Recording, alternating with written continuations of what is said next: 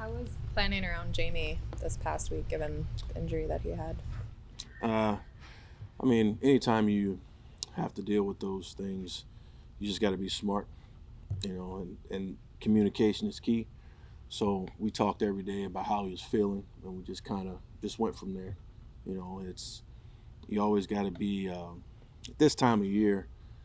You're on the back end of the season. He's got a lot of reps in that leg, and you just got to be smart. He's getting a little tender, so we're just trying to handle it the best way we both saw it fit, and the training staff.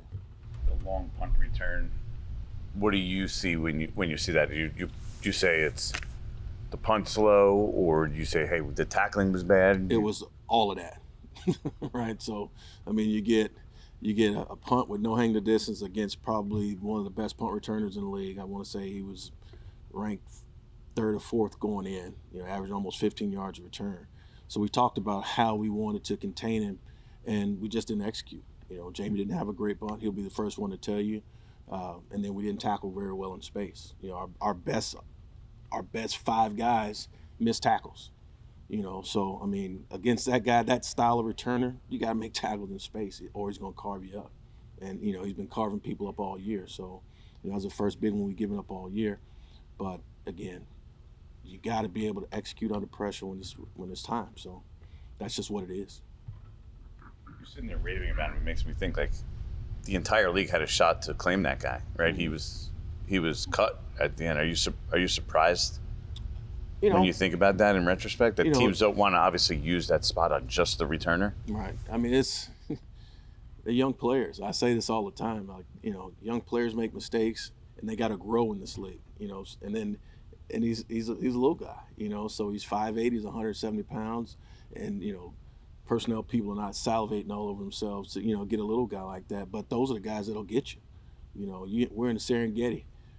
That's it ain't the big lions, and they'll get you too. But them little dudes will get you too, right? So you gotta be alert for the black mamba in the tree. So I mean, that's just what it is. But no, he's a good player, and you're right. Everybody did have a chance. It's just they grow up. They hit a stride, and some synergy between him and their unit, and he's doing a good job. Does Mason not have a good kickoff leg? Because it seemed everything was really short. It's the first time he's kicked off in a while, and going in certain directions, it might not look like it, but going in certain directions, the wind was blowing a little bit. So, is Mason Crosby 23 years old? No, he's not. He's 38 years old, whatever he is. He's in his 17th year in the league. So I mean, that's what it is. I'm sure John Elway, when he was 23, he could throw it further than when he was 40. So I mean, it's just over time you lose power, you lose some of that stuff, but he's still definitely serviceable, and he did a really good job for us the other day. What was that like? Getting to the point where you had Mason here last week, because when we had talked to you, you were still thinking about what options you would have, but then Dave's essentially told us, look, it's going to be Cade. Right. What was that like? And when you have a veteran, what do you focus on when you get him in here? Just the timing, just him and the operation, just making those guys. When you get a veteran kicker, guys that has 10 plus years in this league, really 7+. They know exactly what they want to do and how they want to do it. So now it's just a matter of getting him in here with the snapper and the holder and telling them, hey, look, this is how I like the ball. This is how I want it.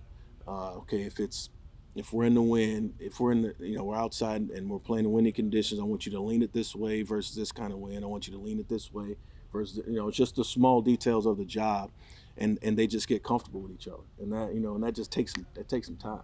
It just doesn't happen, through 8 reps, right? They got to get in here and kind of work through it. And they don't have to kick a ton of balls, but you still got to work the operations with it. They all feel comfortable with it. On kickoffs, why have you guys gotten to the point where, like returns, where you're just not going to return them?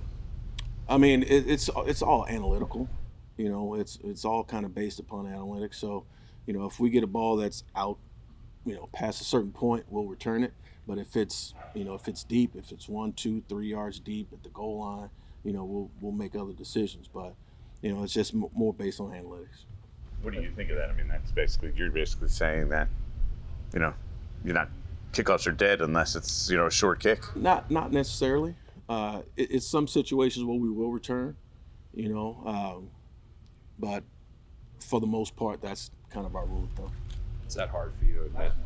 Is that hard, like, to come to that realization? Life in a big city. That's what it is.